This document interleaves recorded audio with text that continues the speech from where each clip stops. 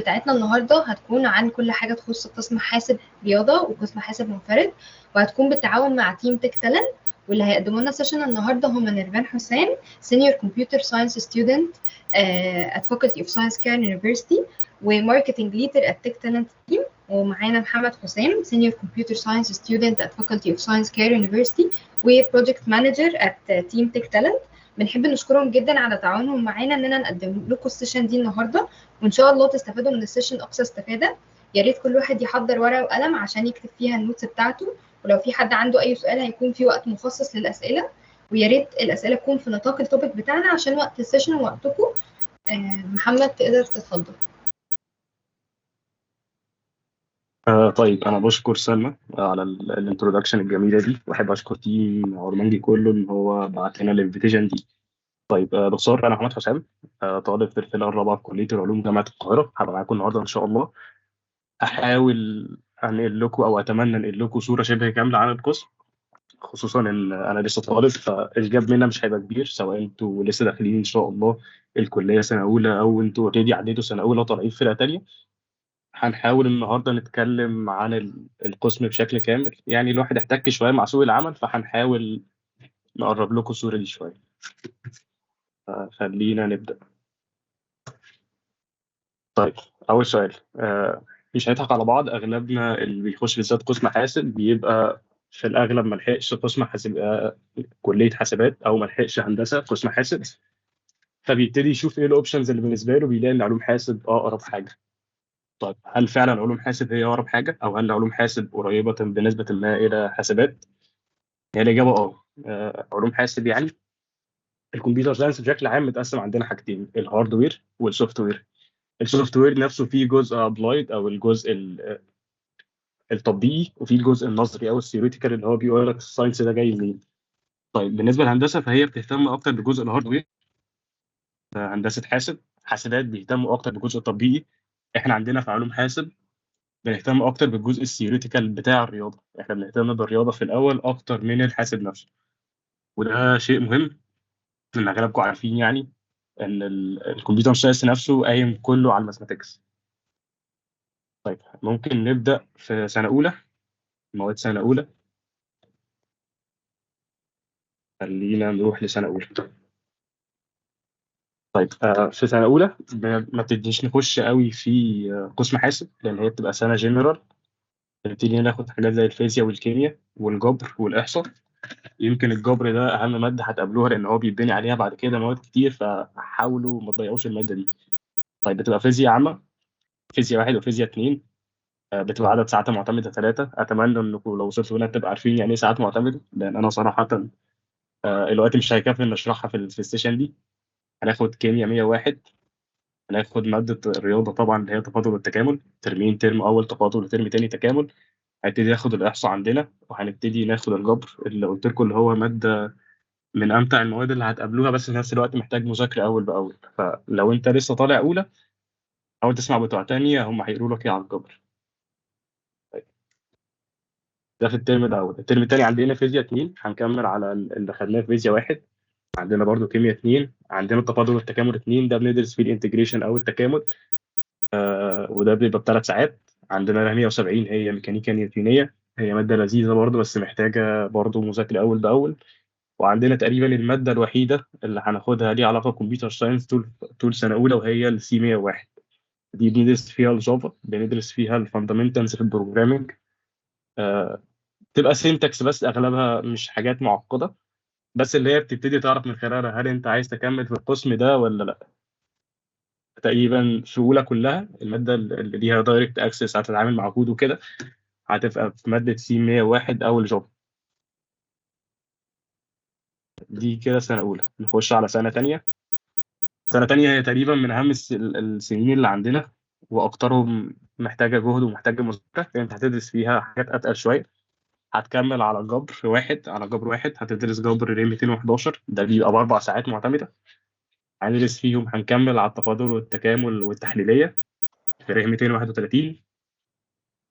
هندرس سي 201، هنكمل على اللي خدناه في سي 101، هنكمل بالظبط بس هنخش في توبكس ادفانسد شوية، هناخد فيها الاوبجكت اورينتد او الاو بي. هندرس، نكمل على الاحصاء بتاعت سنة أولى.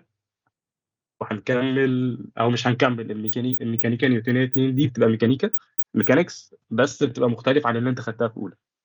ده كده في الترم الاول في تانية. طيب الترم التاني في تانية بنبتدي نكمل على الجبر اللي خدناه في الترم الاول. الجبر كله يعني الجبر كله ريليتد ببعضه. الجبر من اهم المواد اللي تحاولوا تذاكروها اول باول. عندنا برضو معادلات تفاضليه، دي ماده لذيذه بثلاث ساعات. عندنا ر 232 او التحليليه 2، بنكمل برضو على ر 231. طيب لو شفتوا هتلاقي كل ماده ليها عدد المحاضرات الساعات المعتمده بتاعتها. المحاضره 3 دي معناها ان المحاضره او السكشن كله بيقعد 3 ساعات. الساعات المعتمده دي في الر 212 مثلا 4. المحاضره والسكشن كل واحد فيهم بيقعد 3 ساعات. المتطلب دي اللي هي بيبقى فيه مواد قافله مواد، مثلا انت ما تقدرش تاخد ر 212 دي غير لما تبقى واخد ر 211 اللي هي جبر واحد. طيب عشان تاخد ر 211 محتاج تبقى خدت ر 110 اللي هي في سنه اولى. عشان كده القسم عندنا كله ستيبس ورا بعض، لازم تبقى فاهم المواد عشان تقدر تكمل على اللي بعدها. احنا بنبني على بعض. فابقى ركز على المتطلب دي، وركز في سنه اولى وثانيه لان هم تقريبا اكتر سنين هيبقى محتاجين منك شغل. بعد كده الباقي سواء ثالثه او رابعه هتلاقي الموضوع اسهل بكتير. طيب نكمل. عندنا ر 212 دي بتكمل فيها على ر 211 الجبر. عندنا ر 241 هي المعادلات التفاضليه، دي ماده لذيذه. المحاضره والسكشن بتاعها ساعتين، وبتبقى متطلبه ان انت تبقى خلصت ر 231 او اللي هو التكامل. عندنا بعد كده الديسكريت او الرياضيات المتقطعه، دي بتبقى ب3 ساعات. المحاضره بتاخد ساعتين والسكشن 3 ساعات، وده بيبقى المتطلب بتاعها هو الجبر بتاع سنه اولى. طيب عندنا بعد كده 232 دي اناليتيكال 2، دي بتعتمد على ر 131 اللي هي التكامل. دي بيبقى ب3 ساعات معتمده، والمحاضره والسكشن كل واحد فيهم بيبقى ساعتين. عندنا بقى سي 202 هي هياكل البيانات والالجوريزم، او بيقولوا عليها داتا ستراكشر والالجوريزم. دي ماده مهمه جدا. غير الكليه فهي تقريبا واحده من الاساسيات في علوم الحاسب بشكل عام، فدي نحاول نركز عليها. بتساعدنا جدا لو احنا عايزين نبدا بروبلم سولفنج او ننمي اي سكيل عندنا. ما ينفعش عامه نخرج من القسم ده من غير ما نبقى عارفين ماده زي الالجوريزم والداتا ستراكشرز. وعندنا اخر ماده في تانية في الترم الثاني هي ر 272، دي ميكانكس برضو. دي بتبقى متوقفه او لازم عشان تاخدها تبقى معدي ر 170 اللي هي الميكانيكا بتاعت اولى. ودي بتبقى ب3 ساعات معتمده. السكشن والمحاضره كل واحد فيهم ساعتين. طيب احنا كده خلصنا المواد في سنه تانية.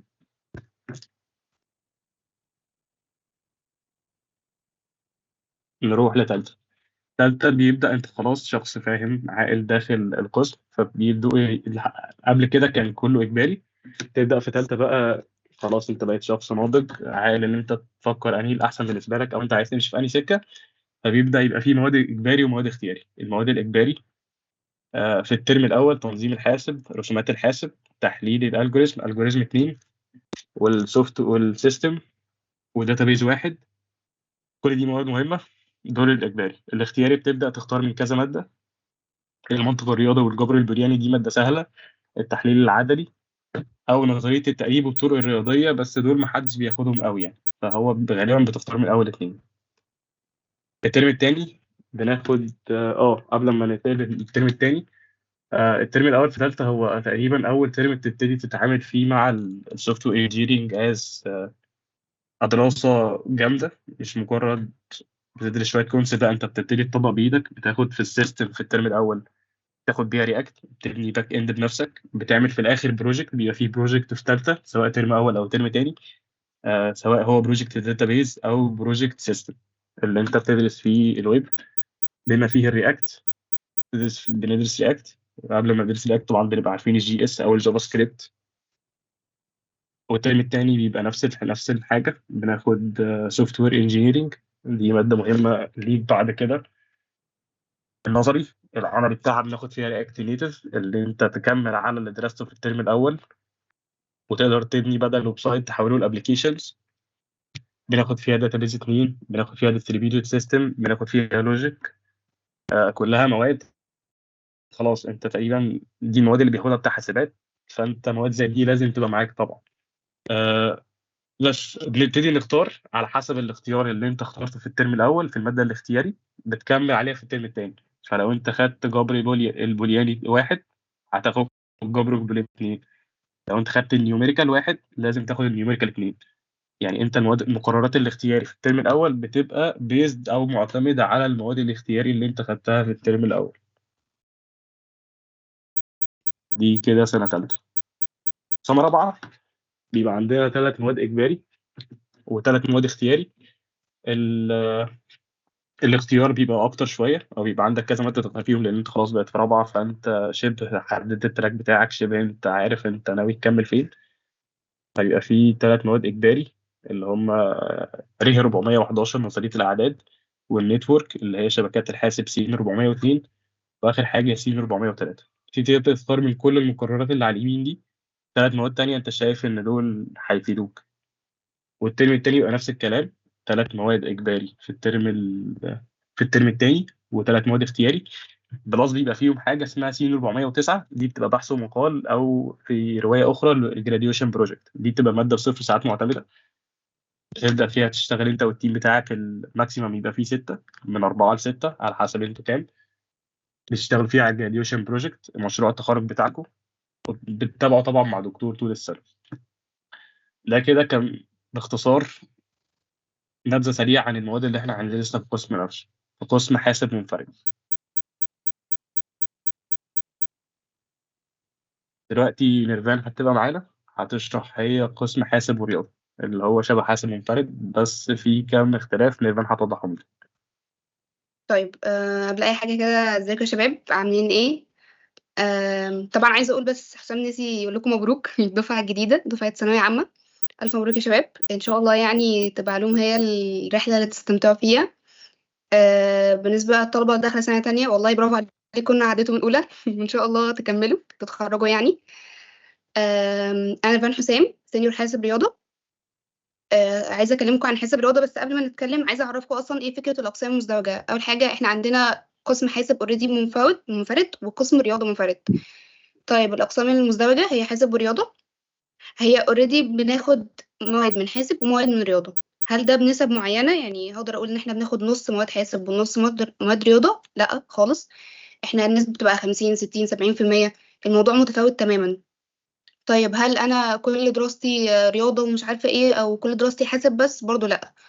هي الفكرة بتتكلم ان احنا بناخد اهم مواد من هنا وبناخد اهم مواد من هنا. بمعنى انا دلوقتي حاسب مثلا من اهم التراكس فيها اللي هم بياخدوها مثلا سوفت وير انجينيرنج، فانا هاخدها.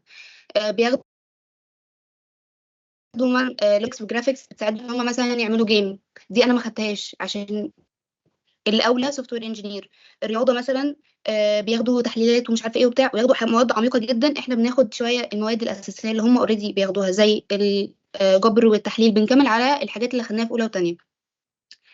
قبل برضه ما ابدا في موضوع المواد، عايزه اتكلم في حته انه هل بنفرق قوي عن حاسب، خصوصا الناس اللي بتبقى عايزه حاسب وحصل معاها دروب. هو حاسب رياضه هي التشانس الثالثه بقى، احنا قلنا ان علوم هي التشانس الثانيه، فحاسب رياضه هي الثالثه. انت بتبقى خلاص حاسس بقى ان الدنيا باظت طالما ما جبتش حاسب ومش عارفه ايه. بعديها بقى لما بتبدا تحتك بتحس انه اصلا يعني في الاخر الفرق ما بيني وما بين حاسب ماده او مادتين. هي بجد كده ماده او مادتين، بتبقى في ثالثه ورابعه. اولى وثانيه احنا نفس الحاجه. طيب هل ده بيأثر فيما بعد في الشغل او في الانترفيوز او كده؟ خالص. اصلا يعني احنا شويه شويه من الناس مش مدركه انه لسه في علوم. يعني في ناس لسه بتتفاجئ انه ايه ده، هو علوم فيها اصلا كمبيوتر ساينس. الناس بجد لسه بتتفاجئ. فلما بتقدم واي اتش ار يعني ما بياخدش باله اصلا فكره انه حاسب منفرد او حاسب رياضه. هو شاف كلمه حاسب، فهو مش عارف اسم المواد اللي انت بتاخدها ومش عايز يعرفها. هو كل اللي عايز يعرفه البروجكتس اللي انت عاملها، التراكات اللي انت دخلت فيها، الكورسات، الترين. بس هي دي كل الحاجات اللي هو عايزها. لكن مش هيقول لك تعالى قول لي كده المواد اللي انت خدتها. طب انت ليه ما دخلتش حاسب منفرد؟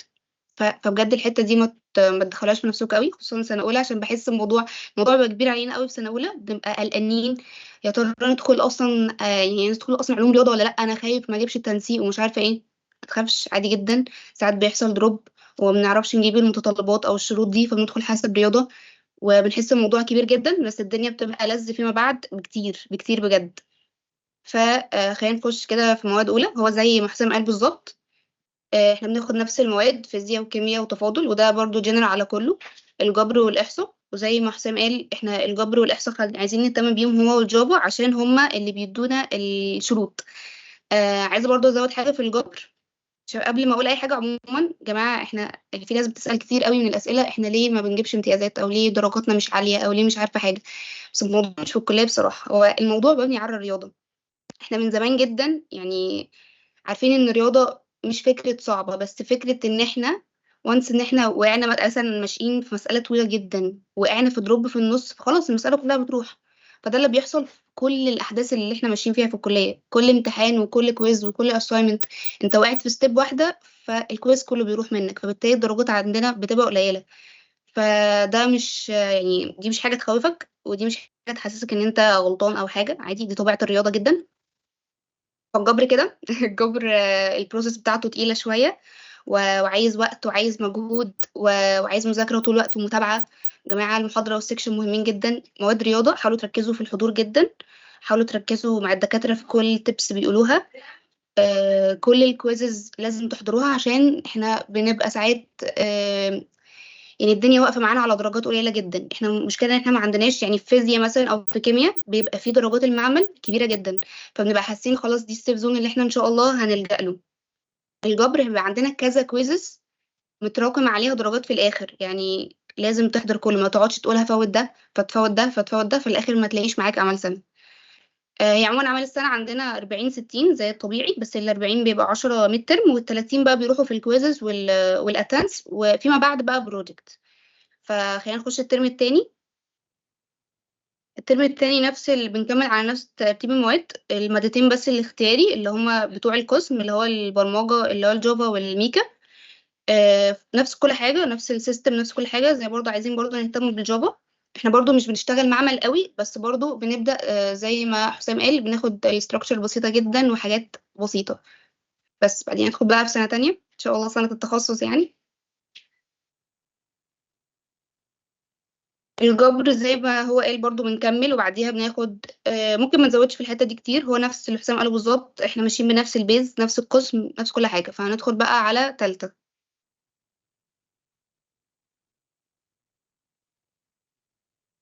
تالتة بقى هنا بيحصل التويست. هو حسام بما انه قسم يعني قسم عضوي شوية، قال بنعرف ان احنا ناضجين فبنختار. فاحنا ناضجين عادي، بس ما فيش اختيارات احنا عندنا في سنة تالتة ما فيش اختيارات.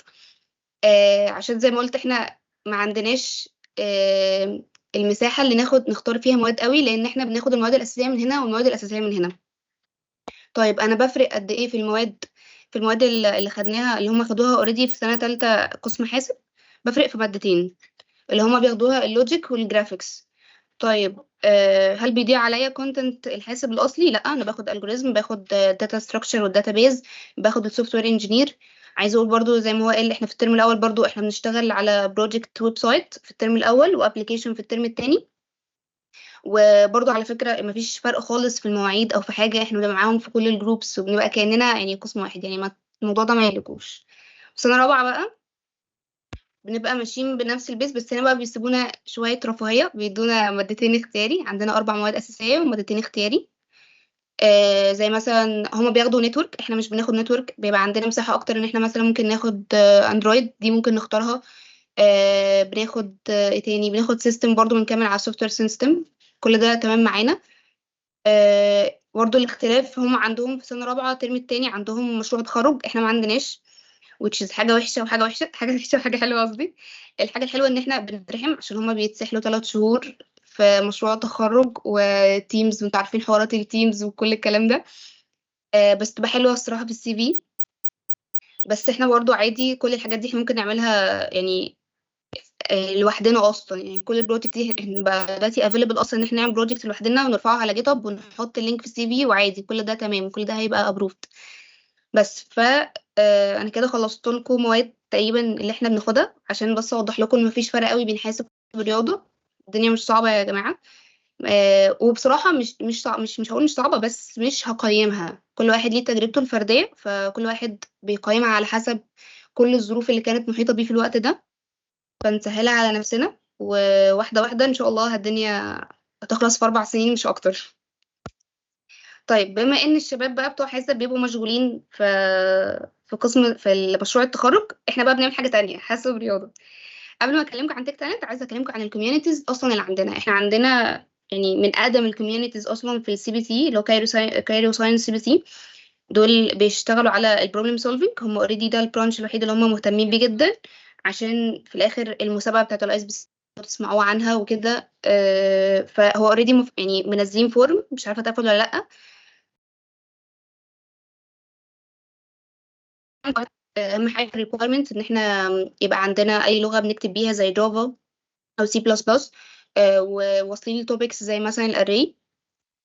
فلو حد حاسس ان هو واصل للريكويرمنت دي يبعت لصفحه تك تالنت، طبعا هن اكسبتد على طول يعني ان شاء الله. ولو حد ما عندوش معلومات خالص على البروبلم سولفينج، فاحنا ان شاء الله كمان 6 شهور هم هيبداوا الراوند الجديده، وهياخدوا ناس من الصفر تماما. الموضوع ده مهم جدا يا جماعه، عشان هو بيطلب كتير في شركات السوفت وير وكده. تاني كوميونتي بقى يعني والاقرب الاقل الصراحه تك تالنت. طيب تك تالنت احنا عملناها السنه اللي فاتت، لسه مش يعني اواخر السنه الصراحه. هي كوميونتي احنا يعني من الشباب للشباب، من الاخر احنا عملنا كوميونتي في قسم الرياضه. كل هدفنا ان احنا نساعد الطلبه من اول يوم في الكليه، زي اللي احنا بنعمله دلوقتي، وزي البوستس اللي احنا بننزلها عندنا، وانه يا جماعه تذاكروا من كذا واهتموا بمواد كذا. لسه ان شاء الله هيبقى في سيشن بقى عشان نأهلكم لكل البروجكت. احنا خبطنا على طول في البروجكت من غير ما يبقى في اي ترين قبله، يعني احنا بناخد المادة وبعديها بنعمل بروجكت، بس ما عملناش بروجكت قبليها كتأهيل. فتك تالنت ان شاء الله هنديكم الفرصة دي. كمان بقى اهم حاجة الصراحة ان انا شايفاه يعني هي الميد بوينت هنا، الايفنت بتاعنا في اخر كل سنة في الكلية. عندنا ايفنت اسمه تك تالنت بنعمله للخريجين. آه، احنا عندنا دايما مشاريع التخرج بتتعرض بشكل راندم، في وسط كده الدكاترة وعدد بسيط بيحضر والناس مش بتركز تماما. فقررنا انه يبقى تك تالنت هو ايفنت كبير، الناس كلها بتحضره، كل الطلبة من سنة رابعة ومن السنين التانية. وبنبدأ كمان نشوف دكاترة وشركات عشان يجوا يتبنوا الأفكار بتاعة الطلبة. بالمناسبة احنا في كذا شركة جت، وكان في معانا شركة سبونسر، وكان في ناس لقيت شغل عن طريق تك تالنت. فبصراحة كان اتشيفمنت يعني في وقت قصير جدا. ف ان شاء الله يعني احنا حابين لو انتوا طبعا احنا قريب جدا ان شاء الله هنعمل هايرنج برضو عشان نساعد شباب السنة دي ان شاء الله. الايفنت السنة دي هيبقى كبير جدا، وهنساعد الطلبة في ان احنا نسهل لهم الفرصة وننقل لهم شركات احسن. بس فاتمنى ان انا اشوف مشاريعكم، يعني ان شاء الله افضل موجوده، او حتى تعزموني احضر مشاريعكم في سنه رابعه ان شاء الله. وحاسب رياضه يكونوا هما اللي بيعملوا الايفنت بس. فممكن حسام كده اوريكم فيديو بسيط عن اللي بيحصل فيه.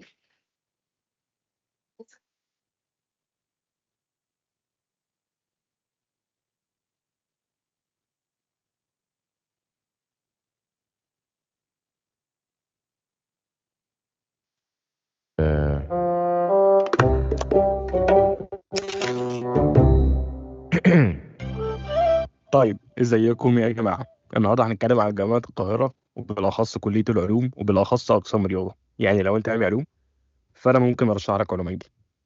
بس مش قصتنا دلوقتي، ركز معايا. أول ما تسمع كلمة علوم، اللي ما لحقوش طب وصيدله بيخشوا علوم. علم رياضه اللي ما لحقوش هندسه بيخشوا علوم. ركز معايا بقى يا علم رياضة. أنت بتدخل أول يوم زهقان ومتضايق، بتقول لنفسك مش هذاكر، بس هوب معامل الفيزياء والكيمياء بتصحيك على الصح. مش عايزين نخوفك. بص يا سيدي، أول سنة يبقى عندنا 3 مواد أساسية: الرياضة اللي هي بتبقى تفاضل وتكامل، والكيمياء والفيزياء، وبتختار مادتين تانيين على أساس القسم اللي أنت عايز تخشه، اللي هم عندنا جبر وإحصاء. مش لما تعرفنا الأقسام الأول؟ عندك حق، انت صح. بص، الأقسام اللي عندنا في الرياضة هي الرياضة منفرد، رياضة وإحصاء، وإحصاء منفرد، علوم حاسب، وأخيرا علوم حاسب ورياضة. حاسس إن الدنيا متلخبطة؟ ما تقلقش، خش على البيج هتلاقي التفاصيل والخطة بتاعت كل قسم منهم. بعد كده بقى بنبدأ نتخصص في سنة تانية على حسب التنسيق الداخلي للأقسام، وكده بيبقى فاضل لك مادتين بس متطلبات. سيبك من الأولى، نخش بقى على تانية سنة التخصص. بتكون خلاص عرفت أصحابك، عشرت مدرج 10 بكل زواياه، محاضرات، سكاشن، امتحانات، كله. وتعرفت على سيجما، قطة القسم اللي هتلاقيها بتحضر أكتر منك. وهتكون عرفت الدكاترة والمعيدين، ولسه هتشم نفسك بتبدأ المعامل اللي بجد. بس المرة دي مش فيزياء وكيمياء، لا، المرة دي وقت الأو بي والألجوريزم. بس رغم كل ده هتحس ان انت بتدرس الحاجه اللي انت كان نفسك تدرسها طول عمرك. بالمناسبه هتعرف قيمه البلطو اللي انت كنت بتتريق عليه في اولى. غني يا ابن المحظوظه، ما انت شايل ورك فرخه وانا شايل حجل على ظهري. ندخل على ثالثه بقى. فاكر الصحاب اللي انت كنت لسه عاملهم هتخسرهم كلهم بسبب مشروع السوفت وير في الترم الاول والتاني، والرعايه هتشهد على خناقكم. استنى يا حسين، امشي يا فاشل. انا فاشل يا فاشل؟ ايوه فاشل. فاشل دي بقولها لك بالامانه. امانه؟ ايوه امانه. بس هتتعلم تعمل ويب سايتس، ابلكيشنز، ولعبه صغيره كده، وبروجكت داتا، اكيد هتتعلم تشتغل تحت ضغط. وقفوا وقفوا يا مدحت، وقفوا. واخيرا وصلنا لاخر محطه، سنه رابعه. خلاص بقت سرير قد الدنيا. بص انا هسيبك بس هقول لك على اخر وداع لكليه العلوم. ده مشروع التخرج اللي فضلت تنفذ فيه انت وتيمك لاكتر من 3 شهور، وخلاص بتقدمه قدام الشركات في تيك تالنت، وبالمره بتشوف مشاريع صحابك. انا زهقت. بص خلاص في الاخر صدقني مشوارك هيبقى منك ليك، ما تخليش حد يقيمهولك. قدر كل لحظه مع اصحابك اللي مش هيتعوضوا. عيش الرحله صح يا صديقي.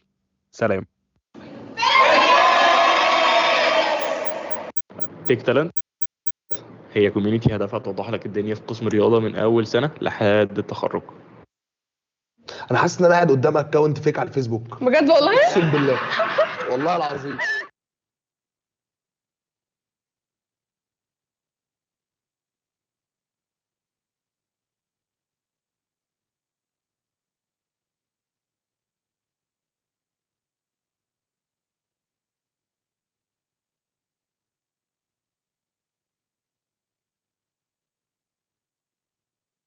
طيب انا بشكر البرزان. ممكن دلوقتي نبدا الاسئله، فلو حد عنده سؤال ممكن يتفضل. اتفضل يا ديفيد.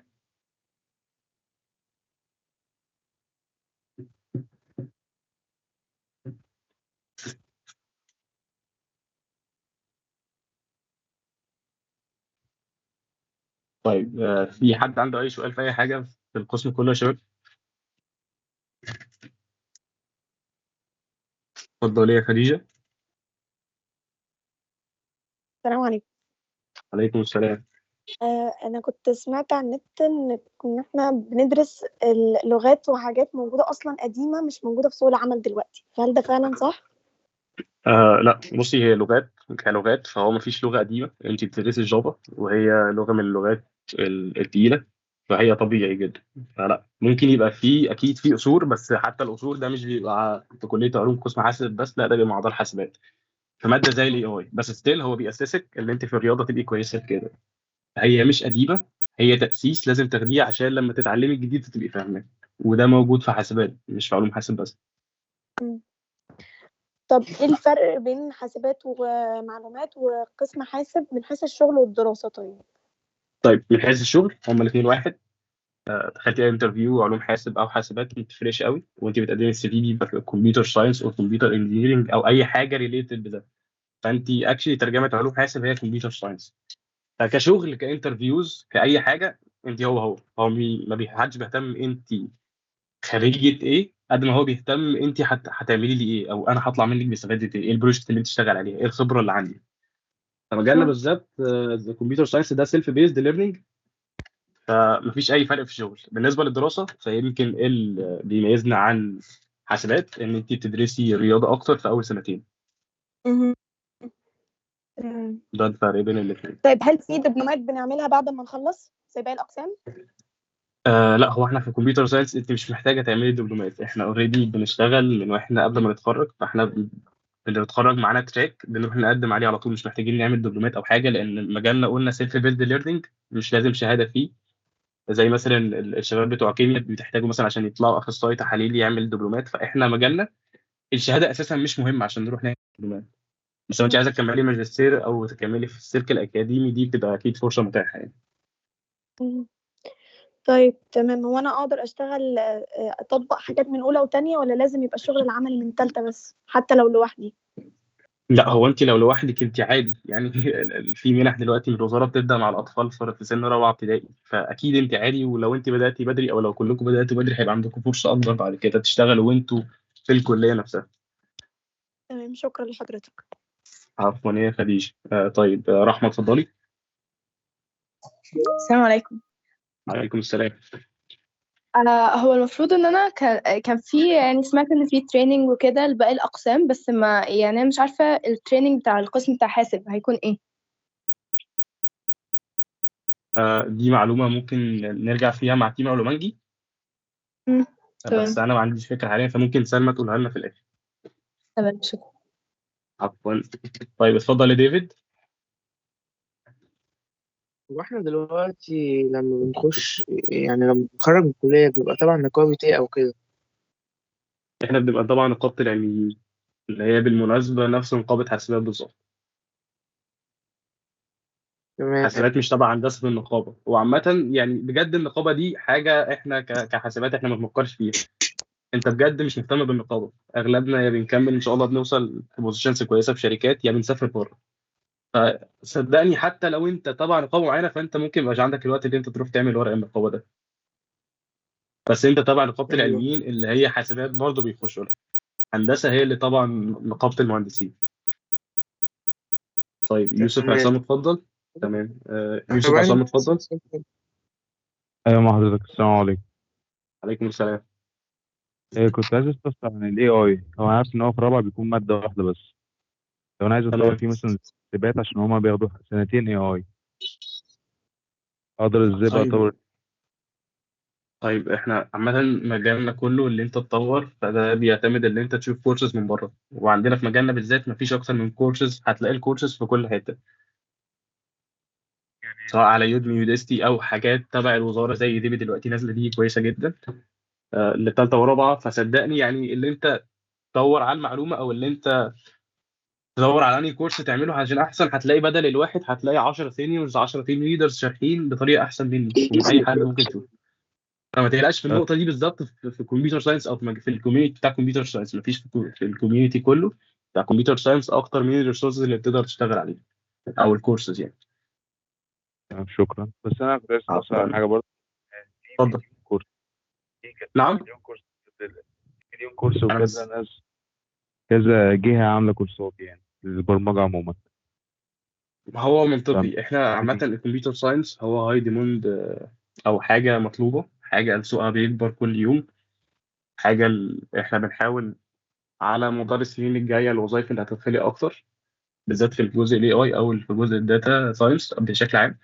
فهو اكيد كل واحد عايز يعمل كورس شايف ان هو بيركز في حته معينه، بس زي ما هي الكورسز كتير هتحس بتشتت، فلا يعني التشتت ده حاول تبعد نفسك عنه، حاول تركز مع حد تثق فيه، حاول تشوف رود ماب معينه انت شايف ان هي كويسه من حد تثق في رايه وتكمل عليها، بغض النظر بقى عن باقي الرود ماب ايه يعني.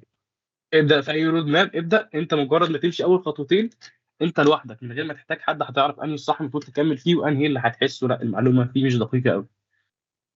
فانت ابدا في اي حاجه، مجرد ما توصل لليفل معين انت بنفسك هتقدر تعرف بنفسك انت ناوي تكمل في انهي، او ايه الحاجه اللي انت شايفها ادق او مناسبه اكتر ليك، لان مفيش حاجه صح ومفيش حاجه غلط، بس احنا عامه مختلفين، فممكن انت ده تلاقي في نفسك في جزء معين وجزء تاني لا، مش معناه ان الجزء التاني غلط، بس انت حابب التراك ده، انت حابب تكمل الرود ماب دي فخلاص. تمام، شكرا جدا جدا. عفوا يا يوسف. اتفضلي الاء. أنا داخلة دلوقتي كلية علوم حلوان، والأقسام اللي موجودة عندنا هناك حاسب ورياضة وحاسب وإحصاء. فأنا مش عارفة إيه الفرق، مش عارفة إيه اللي ممكن يكون تقيل عن التاني في الدراسة وكده. طيب بصي، حاسبات حلوان انا صراحه ما عنديش المعلومات الكافيه عنها عشان اقدر افيدك قوي، بس هو بشكل عام فاحنا ايا كان القسمين ممكن تعرفي اكتر عن الاقسام دي من حد اوريدي في الكليه، سواء علوم حاسب رياضه او علوم حاسب احصاء، بس اي حاجه فيها علوم حاسب فانت في الاخر يعني كلها الفرق بينهم بيبقى مش الفرق اللي انت متخيليه. فانت ممكن احسن تسالي حد في علوم حلوان هيقدر يوضح لك اكتر انهي اسهل او انهي كويس في الحته دي اكتر، هل هو حاسب رياضه ولا حاسب احصاء. بس في الحالتين فتقريبا الجوب ديسكريبشن في الاخر هيبقى واحد يعني، وهيبقى قريب من بعض. تمام شكرا. عفوا يا الاء. طيب مينا اتفضل يا مينا.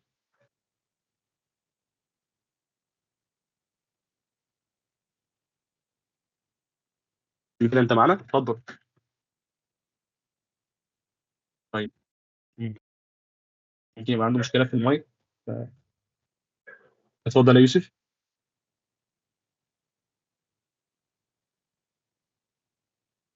يوسف اتفضل. في مشكلة فيك؟ لا النت تمام. هو ممكن بس يكون اللي رفعه من شوية بس نسي ينزله. طيب في حد عنده أي سؤال تاني؟ يوسف ممكن عبد بس الناصر. أرد. اتفضلي يا ممكن أرد مثلا بنتك كانت بتسأل على الترين. احنا عشان نتخرج لازم يبقى معانا ترين. دي حقيقة بس مش احنا عادي ممكن اصلا ورقة شهادة كورس، يعني الموضوع عندنا سلس قوي.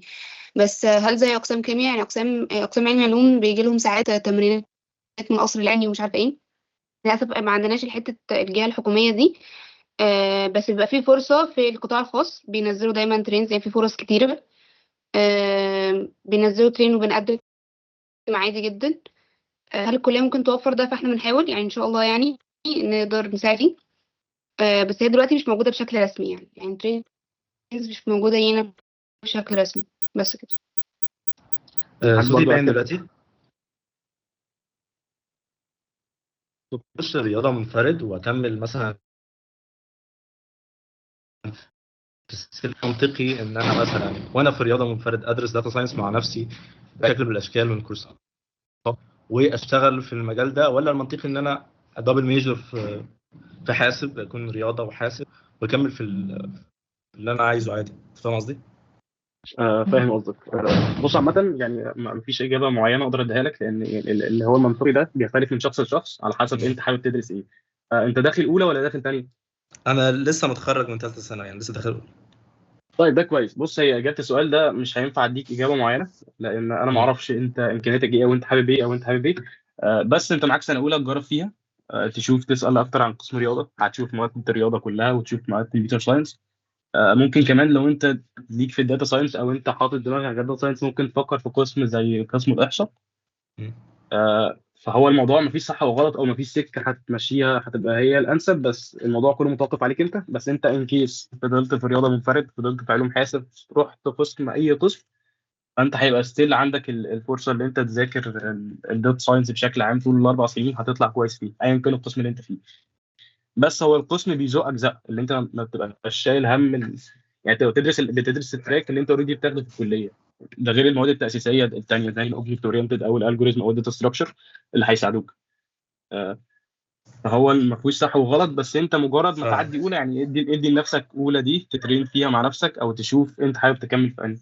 لان حتى قسم رياضه لو انت طالع من ثالثه ثانوي فاكر ان هو رياضه، فانت ممكن تتفاجئ برياضه من نوع مختلف شويه عن اللي كانوا بتاخدها في ثالثه ثانوي. فاهم قصدك يعني بس أكيد. انا في اللي انا شفته، يعني الكورسات اللي موجوده، طبعا الكورسات في يعني في فرق كورسات بسيطه. يعني انا هاخد ريل اناليسيس كده كده في الاثنين، فيعني انا هاخد رياضه من التقيله كده كده في الاثنين. اللي في دماغي هل هتفرق للدرجه دي؟ يعني ممكن اسيب السؤال ده لبعدين، اعتقد يعني رايك اصح يعني. وان شاء الله وشكرا خالص يعني. بص هو ممكن يساعدك برضو. احنا عندنا ماثماتكس كلاب اوريدي عندنا، يعني مش عايزه والله اوفر، بس احنا عندنا اهم واكبر دكاتره رياضه في القسم عندنا. احنا عندنا دكاتره في قوانين باساميهم، فبجد هم لو حد بيحب الرياضه قوي هيتبسط، لو حد بيحب الرياضه جدا بشكل مش طبيعي. المهم يعني في الماثماتكس كلاب ده بيعملوا ميتينجز كتيره، وبيبداوا يجيبوا كتب ويقعدوا يشوفوا النظريات وبتاع. فالجو لو في حد بيحب الرياضه جدا هيستمتع. فانت ممكن تخش عادي تجوين الكوميونتي دي. تشوف كده في اول سنه في الكليه، هل انت اتبسطت، هل انت فاهم الدنيا، هل حاسس ان ده يعني خلاص الميجر اللي انت عايز تكمل فيه. بس فده يعني هديك سبيس اكتر ان انت تختار، وربنا معاك.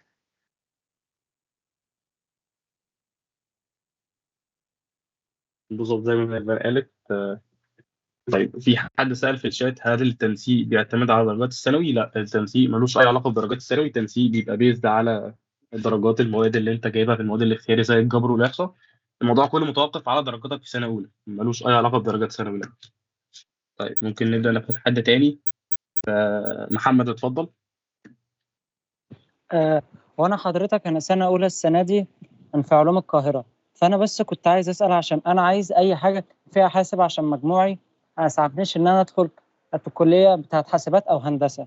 اللي انا كنت عايز اعرفه القسم حاسب المنفرد، قسم الرياضه اللي مع الحاسب، انا عايز اعرف الاثنين المقرر اللي بيتدرس هل هو بيختلفش ولا في اختلاف؟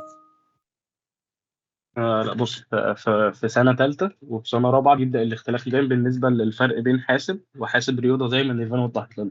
أول سنتين تقريبا بناخد نفس الحاجة، بس في تالتة ورابعة الموضوع بيختلف، بس بيختلف في الآخر زي ما نيفان وضحت وقالت في كام مقرر بس مش الكل، فأنت بتاخد معلش انا أهم كنت أهم بره جزء. والله، فجيت جري عشان الحق الميتنج والله، عشان كده انا ما طيب سمعتش يا ميس نيفان قالت على ايه ولا دكتور.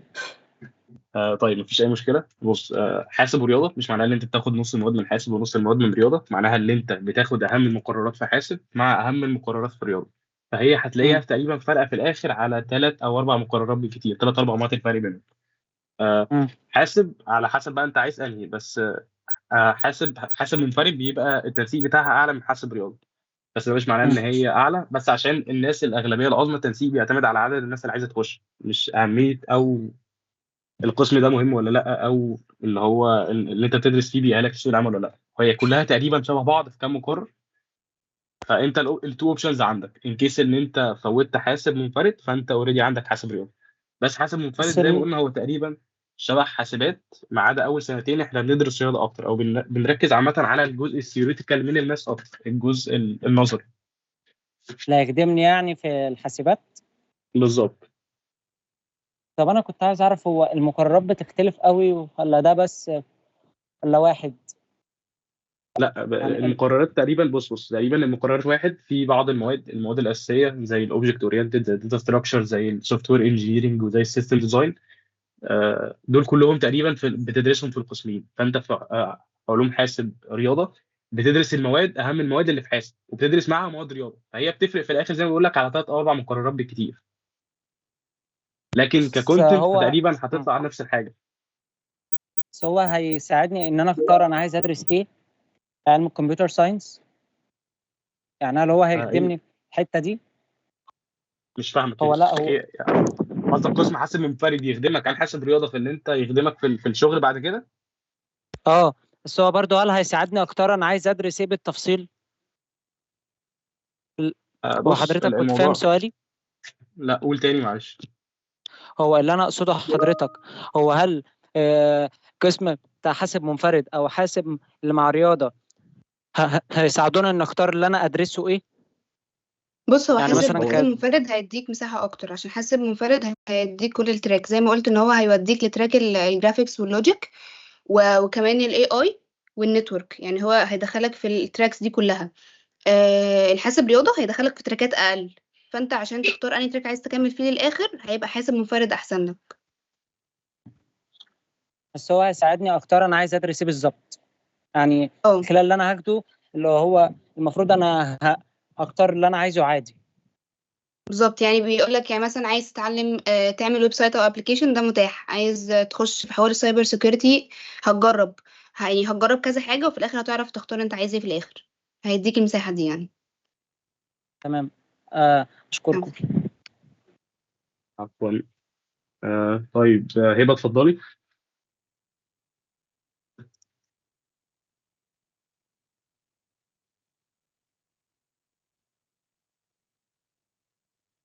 طيب محمد بيسأل في الشات، او قبليه ميدو، هنحتاج اللاب في سنه كام ولا مش ضروري نجيب؟ بص هو عامه انت ممكن تحتاجه او يظهر احتياجك ليه في سنه تانية، وهو مش ضروري، في اوريدي اجهزه في المعمل، هو بس هيبقى اكستنشن ليك او حاجه احسن ليك. بس لو انت عندك جهاز كمبيوتر في البيت فهيبقى مناسب. بس انت يعني الاحسن ان انت يبقى متوفر معاك حاجه تطبق عليها الكودز اللي انت بتشتغلها في المعمل. محمد عبد الجواد، هل المنافسه بين طلاب علم رياضه على قسم حاسب كبيره؟ يعني انت علم رياضه كبيره بالنسبه لاعداد الناس اللي بتخش حاسب؟ بص هي الموضوع ده بيختلف على كل سنه، يعني كل دفعه بيبقى ليها تنسيق او حاجه غير اللي قبلها، بس عامه كل تقريبا الناس اللي داخله علم رياضه بتبقى متارجت حاجتين، يا علوم حاسب يا علوم حاسب منفرد. دي اللي ممكن تبقى المنافسه شويه، بس ان كيس صدقني انت لو عملت اللي عليك اللي هو بس يا دوب مشيت خطوتين في كل ماده، لا هتلاقي نفسك جايب القسم مستريح لو ركزت على مواد زي الجبر والميكانيكس والجافا في الترم الثاني، والاحصاء طبعا. طيب خديجه، هو حاسب ورياضه في فرق في الشغل ولا كده؟ لا بص، هو عامة مفيش فرق في الشغل بين حاسبات أو علوم حاسب أو هندسة حاسب. وأنت لو فتحت معايا لينكدين وأنت بتكلمني دلوقتي دورت على أي وظيفة، هتلاقيه بيقول لك إن أنت معاك سيرتيفيكيت أو شهادة بكالوريوس من الكمبيوتر ساينس أو كمبيوتر انجينيرنج أو اني ريليتد فايلد أو أي مجال منهم. فهو في الآخر محدش يعرف. يمكن هي دي بوينت في صالحنا شويه، وممكن تبقى حلوه وممكن تبقى وحشه، ان الشركات نفسها ما تعرفش ايه هو علوم حاسب او ايه علوم حاسب رياضه. فانت مجرد ما تجيب سيره اللي انت كمبيوتر ساينس، خلاص انت مسموح لك ان انت تعدي البتاع دي. ده غير ان في شركات كتير اساسا مش قليله ما بتهتمش بحته الشهاده دي، سواء هي علوم حاسب ولا تجاره حتى. المهم انت بتعرف تعمل ايه. محدش مهتم انت معاك شهاده ايه، قد ما هو مهتم ايه البروجكت اللي انت اشتغلت عليها. لان انت في الاخر هتروح تطلع برودكت للشركه اصلا، مش هتعلق السيرتيفيكيت في القسم ولا حاجه. طيب هل لو معايا جهاز قديم هيفرق في التطبيق ولا لازم جهاز جديد؟ لا يعني البروجرامينج بشكل عام مش محتاجه جهاز تقيل قوي. احنا في الاخر ممكن تشتغلي اونلاين كومبايلر، ممكن يشتغل على التابلت اساسا لو الدنيا مزنقه. فلا احنا مش محتاجين جهاز خارق يعني. مفيش اي حاجه 3 دي موديل او اي حاجه هنعمل لها ريندر او مونتاج او كده. بنكتب شويه كود بسيط في الاول. فلا في البدايه كبدايه يعني مش محتاجين نجيب ار تي اكس 3060 ولا حاجه. طيب سؤال صابر، هل الدراسة في الكلية كافية إننا تأهلنا لسوق العمل ولا محتاج كورسات؟ طيب هو السؤال ده في الحقيقة مفيش دراسة عامة سواء في حاسبات أو في هندسة حاسب أو في علوم حاسب عندنا بتأهلك لسوق العمل 100%. بشكل عام الكلية كلها بشكل عام بتحطك على أول الطريق أو بتعرفك البيزكس أو الأساسيات. المفروض إن أنت بتكمل في تراك معين. يعني هي بتبتدي تعرف لك، بتنتروديوس القسم أو التراك ده ليك. هل انت شايف التراك ده مناسب فهتكمل فيه، ولا انت شايف ان انت لا، ده مش مناسب معاك فهتشوف حاجه تانيه؟ فالكليات بتنور لك الطريق اكتر ما هي بتمشي معاك الطريق كله. فانت اي كيس دخلت حسابات، دخلت علوم حاسب، دخلت هندسه حاسب، محتاج تمسك تراك، محتاج تكمل فيه مع نفسك. لان مفيش كليه منهم بتاخد لك التراك فروم اي تو زي. طيب ممكن نبدا. انا اشوف الشباب اللي رفع ايديها. فديفيد يوسف، طيب حابين تضيفوا حاجه ولا رافعين ايديكم المره اللي فاتت؟ أنا ديفيد، فأنا كنت عايز أسأل بس سؤال. اتفضل يا ديفيد. دلوقتي هو ده المواد اللي احنا هناخدها اللي هي يعني اللي هي حاجات بتاعت الكيمياء مثلا أو الفيزياء أو الرياضة أو كده، الحاجات دي في ناس منزلاها على اليوتيوب، أو يعني منزلاها على اليوتيوب أو منزلها شرح عموما فيديوهات أو كده؟ هتلاقي ماتيريال كتير تذاكر منها، ما تقلقش، سواء في على اليوتيوب او في قنوات اجنبيه او في اوريدي من الدفعات السابقه. الشباب بتوع المانجي يعني ربنا يبارك لهم، هتلاقيهم مجمعين لك كل المحاضرات والسكاشن اللي انت ممكن تحتاجها. از كشكيل اوريدي ناس بتذاكر، واكيد هتلاقي فيديوهات ليها على اليوتيوب. أصل العلمانجي أنا شفت الحاجات اللي كانوا منزلينها، بس أنا لقيتها بي دي إفات، فأنا ما فهمتش من البي دي إفات. أنا عايز فيديو كده بص متعود على كده. بص الفيديوهات بتبقى بشكل عام اللي انت بتحضر المحاضره. البي دي افات دي بتوع المانجي ربنا يكرمهم يعني بينزلوها عشان لو انت في حاجه واقفه معاك في المحاضره تقدر ترجع لها تاني. بس اكيد هتلاقي فيديوهات لكل حاجه، يعني هتلاقي في ماتيريال كتير، ما تقلقش.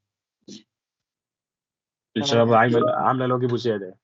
طيب يوسف اتفضل.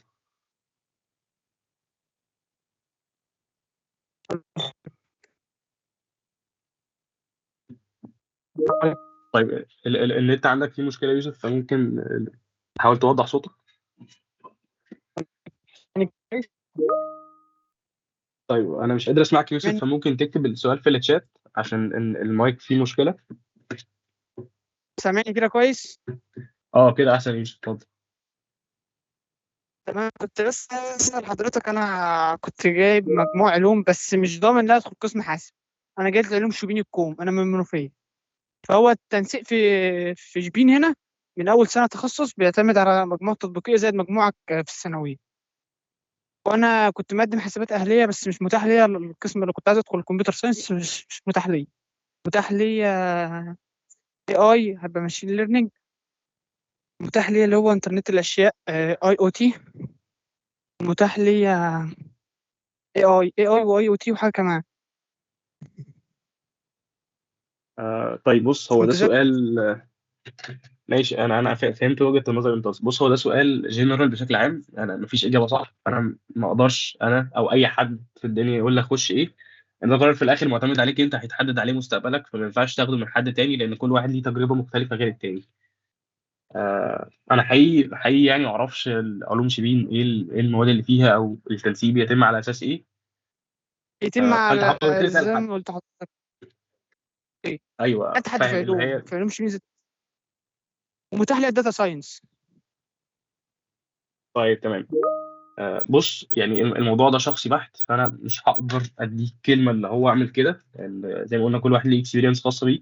بس الفكره اللي انت تحاول تقعد مع نفس شبين الكوم، لو انفع اللي انت تكلمهم، تشوف تتواصل مع حد في علوم شبين وتتواصل مع حد في الحاسبات الاهليه، هو هيوضح لك مميزات وعيوب كل واحده، تكتب الاثنين قدامك وتشوف انت حابب انهي. انما اقول لك انا روح اصلا كذا او ايه. يعني انا اتفضل يا يوسف. كنت دخلت كنت دخلت جامعه اللي هي برضه اسمها اي ال يو، ما كانش فيها غير الاي تي والاي اي، فحولت منها بسبب كده. دخلت واحده ثانيه اسمها اهليه حكوميه بقى، فجامعه اهليه في هنا في المنوفيه. فالمهم بعد ما دخلتها لقيت فيها غير الثلاث اقسام دول. هو يعني احتار امري برضه، واللي انا ليه حد في حساب في علوم شبين، فقال لي ايه ادخلها وهي كويسه ومش عارف ايه كلام من ده يعني. قعد يحببني في قسم عشان كنت عايز ادخل كمبيوتر ساينس في الاصل. انا كنت داخل حسابات، ما كانش في دماغي اللي هي في اقسام محدده، كان في دماغي اللي هو كل الاقسام مفتوحه لك. فلما لقيت ما فيش كمبيوتر ساينس، فانا بفكر برضو ان انا احول لعلوم دلوقتي. طيب هو زي ما قلت لك، يعني فكره اللي انت تحول علوم او تفضل في حاسبات ده قرار هيبني عليه مستقبلك، وانا ما اعرفش الكواليفيكيشنز اللي عندك، او ما اعرفش انت بتحب ايه، او ايه المواد اللي انت شايفها مناسبه. بلس ان انا ما اعرفش هو انا المواد اللي انت بتدرسها في الاثنين. اتفضل يا يوسف. انا هو انا عادي بحب الرياضه، وكنت دايس في مواد البرمجه يعني. وكنت حاليا يعني باخد كورسات على اليوتيوب مع اسامه الزيرو، كنت بسمع له يعني فيديوهات وكده. طيب ما بص يعني المجال عندنا كله منفذ على بعض. يعني انت في الحالتين هتلاقي نفسك. بس انا ما اقدرش اقول لك القرار ده، لان انا ولا في الجامعه الاهليه ولا في حاسبات ولا في علوم شبين. فانت الاحسن لك انت اللي هينفعك اكتر اللي انت تكلم حد هنا وتكلم حد هنا وانت تفاضل بين الاثنين. لكن انا ما ينفعش اقول لك حاجه لان انا مش في الاثنين، فاهمني. بس انت ان كيس دخلت اي حاجه، فانت هتخش وتعرف تأدي ان شاء الله، وتعرف تمسك تراك وتخلصه وتشتغل في شركات الفنجة عادي ان شاء الله، انا يعني مثلا اتمنى. هل انا لو مثلا بعد ما خلصت الكليه وخدت كورسات في الكمبيوتر ساينس، هل بتفرق مثلا يقول لي انت خريج اي او تي مش كمبيوتر ساينس في الشغل؟ لا مش هتفرق قوي. الشهاده في المجال كله بتاعنا ما بتفرقش قوي، يعني هي في مرحله الانترفيو بس هي اللي ممكن تفرق، انما بعد كده في الشغل فهو بيعتمد انت بتعرف تعمل ايه، مش انت معاك ايه، او مش انت دارس ايه. وريني البروجكت اللي انت عاملها طلعها لي، وانا هسالك في البروجكت اللي انت عاملها دي لقيتك كويس خلاص هدخلك، انا مش محتاج اكتر من كده. انا هجيبك انت از سوفت وير انجينير تخلص لي حاجات، تديزاين حاجه. مش ههتم انت بتعرف ايه، انت مركز على نفسك ايه، انت وصلت مع نفسك لبروجكت ايه، انت ايه اللي يخليك مختلف، او ايه اللي يخليني اشغلك انت عن سي مثلا 11,000 اللي بيتخرجوا كل سنه. هي الفكره في التميز بس. انما انت اي او تي ولا انت كمبيوتر ساينس عادي. في ناس في اي اي اساسا بتخش في تراك تاني، بتخش في امبيدد، بتخش في حاجات تانيه وبتتفوق يعني. المجال بتاعنا ده اللي عايز يتفوق بيعرف يتفوق عادي، ما تقلقش من حته الشهاده دي. بس انا زي ما قلت لك انا ما اعرفش اقول لك خش مجال ايه بالظبط، او خش جامعه ايه، سوري. لان انا ولا هنا ولا هنا، فانا بره الصوره، فمش هعرف احكم على الاثنين. انت خريج ايه؟ انا علوم حاسب، جامعه القاهره، ولسه في رابعه مش خارج. تمام تمام يا يوسف. تمام شكرا. عفوا.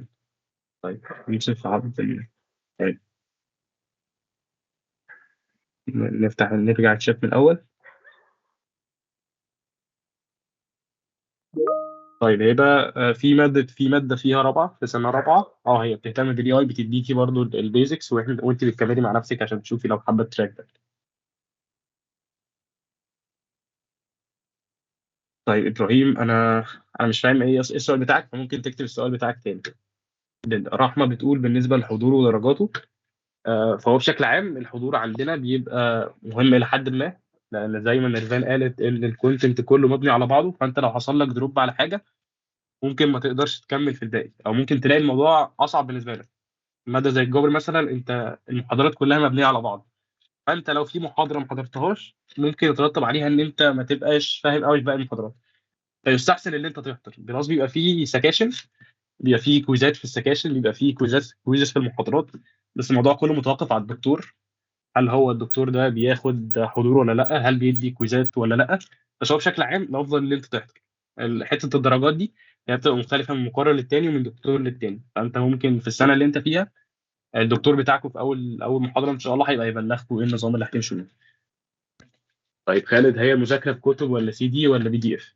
بص، المذاكره زي باقي الكليات زي باقي الجامعات هتبقى براحتك. يعني مفيش طريقه مذاكره معينه اللي انت بترتاح فيه، سواء انت عايز تذاكر من كتب تجيب كتاب تقراه، المذكرات بتاعت الدكاتره، تلخيص زمايلك او البي دي افس اللي بتنزل او الفيديوهات. يعني دي حاجه براحتك، يعني مفيش طريقه نموذجيه عندنا في علوم حاسب اللي انت تذاكر منها. بس هو بشكل عام هتبقى المذاكره من الكتب افضل. في حته السوفت وير انجينيرنج هتلاقي الكتب لامم كل حاجه، ممكن يبقى اكتر شويه، بس في الاخر هتبقى فاهم، وان انت فاهم دي كويسه بعد كده دي حاجة. طيب، يوسف عبد الناصر، كنت عايز اعرف مجال سايبر سكيورتي وايه الكورسات اللي اقدر اخدها بخصوص المجال ده. طيب بص، هو مجال السايبر سكيورتي كبير شويه، فهو صعب اللي انا اتكلم عليه دلوقتي. بس انت هتلاقي في ناس كتير عامله رود ماب، اولهم باشمهندس ابراهيم حجازي، ممكن تسيرش عليه هتلاقي فيديو كده تقريبا مدته ساعتين بيفهمك كل حاجه. طيب ادهم، ايه اسماء المنصات او الاماكن او الجهات المعتمده اللي بتقدم الكورسات؟ طيب هو في بس تعقيب على حته المعتمد دي، سواء شهادات معتمده او الجهات المعتمده. هو مفيش حاجه اسمها شهاده معتمده عندنا. ان هي الفكره هتبقى معتمده من مين. مفيش كورس انت هتاخده عشان تاخد الشهادات اللي هو شهاده اللي انت خدت الكورس ده، باستثناء الشهادات الدوليه، حاجه زي السي سي ان اي والسي سي ان بي مثلا. فهي ملهاش لازمه، مش فارقه انت خدت شهادات ايه. المهم الشهادات اللي انت خدتها دي بتعرف تعمل بيها ايه. الكورسز اللي انت خدتها، الكورسات اللي انت خدتها، ايه النولج او ايه العلم اللي انت عرفت تطلع بيه. بناء على كده انا هشغلك معايا. لا بس انا مش مهتم ان انت تبقى رحت حضرت الكورس مثلا وتبقى نايم طول الكورس فانت ما بتعرفش تعمل الحاجه دي. فهي الكورسات الكويسه هي اي كورس تطلع منه احسن ما دخلته، باختصار يعني. وبشكل عام ايه المصادر اللي اعرف منها الكورسات؟ طيب على السايبر سكيورتي ف ممكن ترجع زي ما قلت لك، تسيرش على باشمهندس ابراهيم حجازي، هتلاقيه عامل بوست كده، عامل لوجين بوست، هتلاقي فيه كل الديتيلز اللي انت محتاج تعرفها. هتلاقي الاكسبيرينس بتاعته اكيد اعلى مني. طيب احمد مجدي، معلش، يعني إيه افضل من حيث منهج الحاسب، حاسب رياضه ولا حاسب منفرد؟ بص، مفيش احسن كمنهج، لان ده منهج وده منهج تاني. بس ممكن اللي بيركز اكتر على علوم حاسب او اللي بيديك فرصه الاختيار اكتر، فممكن يبقى علوم حاسب منفرد، لان هو بيعرضك لاكتر من تراك. انت بتدرس علوم حاسب بس، انما في رياضه فهو بيجيب لك برضه وبيديك نبذه عن الرياضه نفسها. بيديك نولج او بيخليك عندك اختيارات اكتر، هو علوم حاسب منفرد. طيب عمر التركي، بسم الله، ممكن فكره عن دراسه والعمل داخل الكليه؟ يعني إيه نظام الدراسه داخل المحاضره او سيكشن الحاسب؟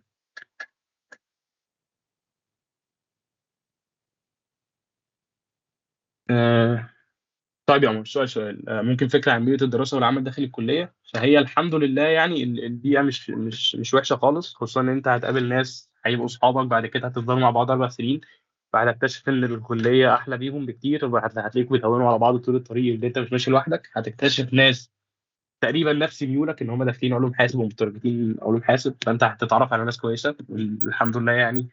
دفعتنا او الدفعه الاكبر او الدفعه الاصغر كلهم دفعات جميله، الناس كويسه يعني.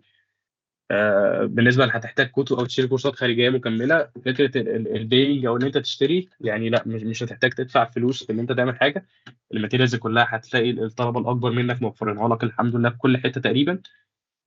سواء الشباب بتوع قسم حاسب او الشباب بتوع قسم كيمياء، هتلاقي كل الماتيريالز متوفره عادي، مش هتجد صعوبه يعني في ان انت تدور على الماتيريالز. ذاكر انت بس. هل هتحتاج بشكل ضروري شهادات كورسات بجانب بكالوريا الكليه؟ بص، لو انت قصدك على الشغل، فهي الموضوع مش متوقف زي ما قلنا، مش متوقف على الشهاده بس. اللي انت تنزل انترنز او تنزل تدريبات في شركات، ده اكيد هتزود حاجه في السي في. اللي انت تعمل بروجكتات ده اكيد هيزود فرصتك في السي في، في القبول في الوظيفه يعني. فانت يعني من اول ثالثه ركز اللي انت تبتدي تنزل على الانترن. اهتم باللي انت زي ما نيرفان قالت، الشباب ربنا يكرمهم برضه بتوع الاي سي بي سي، السي بي سي كوميونتي عندنا في الكليه. دي شباب محترمه جدا يعني، تبتدي تعرف البروبلم سولفنج which is حاجه هتنفعك بعدين في اي تراك انت دخلته. هي في الاخر هي مهاره بتتعلمها ان انت تحل اي مشكله حتى لو ما اشتغلتش في الكمبيوتر ساينس اساسا. فركزوا ان انتوا تنمي عندكم المهاره دي، تروح مسابقات زي الاي سي بي سي عشان ما تتركوش انها مهمه بعدين. آه، فبس يعني تختار الكورس مثلا سي اس 50 تبع جامعه هارفارد.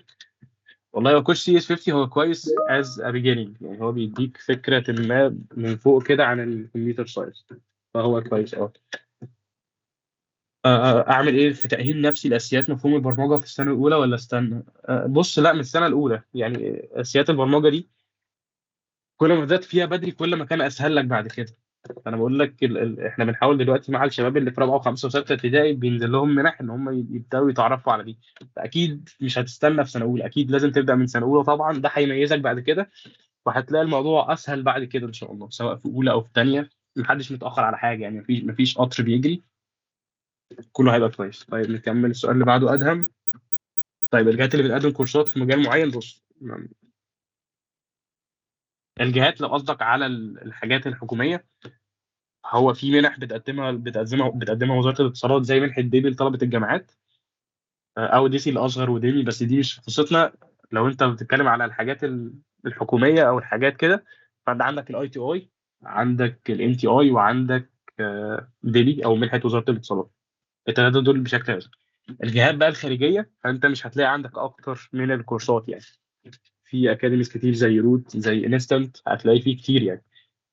او ركز ان انت تتعلم سيلف ليرنينج عادي، هتأدي نفس الحاجه. على حسب انت بقى، لازم يبقى في حد واقف فوقيك فتنزل مكان فتشوف مكان، او انت تقدر تذاكر مع نفسك فتبتدي تشوف السيلف ليرنينج. طيب مريم، ولو عشان عندنا في بدايه قضيه كانت لي اسئله من تأديب سؤال خليني بحب الرياضه. طيب يا مريم، انت علم علوم فتقريبا انت ما درستيش في ثانوي، فتقريبا انت اول مره تاخدي تفاضل وتكامل. فهو النصيحه ان انت خليكي امشي محاضره بمحاضره. الموضوع مش صعب، الموضوع التفاضل والتكامل هتلاقوه اسهل، هتلاقوا الدكاتره زي ما نرفان قالت، الموضوع مش كلام روتيني وخلاص. بس قسم حاسب بالذات جامعه القاهره هو من اعرق الاقسام اللي موجوده. هو هتلاقي فيه دكاتره احسن دكاتره من احسن الدكاتره اللي معلومه موجوده في الرياضه. لو انتم ما تعرفوش، فاغلب دكاترتنا بنسبه فوق 70% بيدرسوا في جامعات تانية. في اغلب الدكاتره عندنا، في اكتر من دكتور بيدرس في الاي يو سي، في اكتر من دكتور بيدرس او درس اوريدي خلاص وبطل دلوقتي، كان بيدرس في زويل. فانتوا هتلاقوا الدكاتره نفسها اللي بتشرح لكم هي اوريدي دكاتره بتدرس في كليات تانية. هتلاقوا الموضوع اسهل، هتلاقوا في دكاتره اساسا بتدي في حاسبات دلوقتي. يعني في اكتر من دكتور حاليا بيدينا في القسم هو بيدرس في حتت زي الاي يو سي وزويل. فكدكاتره لا، يعني الحمد لله دكاترتنا من احسن الدكاتره على مستوى مصر كلها. هل الكليه بتوفر لنا تدريب مع الشركات ولا لا، ولا احنا اللي بندور؟ لا، هو بشكل عام فما فيش كليه في المجال بتاعنا كاز كمبيوتر ساينس بتوفر التدريبات دي، لان اغلب التدريبات دي بتبقى تبع جهات شركات خاصه. فلا، بس ما فيش اسهل من انترن يعني. الموضوع عندنا هو عيب وميزه. العيب ان ماشي انت مش ضامن حاجه، بس الميزه ان انت حرفيا لو مسكت حاجه اشتغلت على نفسك فيها فانت هتلاقي بدل الفرصه 1000. انت شوف انت عندك كام شركه قطاع خاص. الشركات دي كل سنه بتنزل تدريبات، فانتوا برضو افضلوا تابعوا مع بعض، اعملوا كوميونتي بين نفسكم، او لما تبقوا اصحاب اي حد فيكم يلاقي انترني يبصوا للتاني، ابداوا اشتغلوا على نفسكم في التراك وهتلاقوا الشغل ده، ما تقلقوش يعني. بس انتوا الاول قبل ما تدوروا على الشغل خدوا الخطوه اللي قبلها، اللي هو انا ايه اللي يأهلني ان انا انزل تدريب. يعني التدريب ده تبقى انت المفروض اوريدي عارف الحاجه، انت بتنزل بس انت معاك الجانب النظري، بتنزل تطبق الجانب ده على ارض الواقع. بس انت لو معكش الجانب اساسا اللي هتنزل تطبقه، فهتنزل تطبق ايه؟ عشان كده الانترن مفيش اكتر منها بيفتح. بس انت بيقدم على الانترن مثلا، الانترن واحد بيقدم عليه 10,000. انت ايه المميز فيك، او ايه اللي يخلي الشركه تقبلك انت من وسط الناس دي؟ فانت كل اللي تسعى له ان انت تحاول تخلي نفسك مميز. مجرد ما انت تبقى مميز فان شاء الله مش هيبقى في اي مشكله في ان انت تلاقي الانترن دي.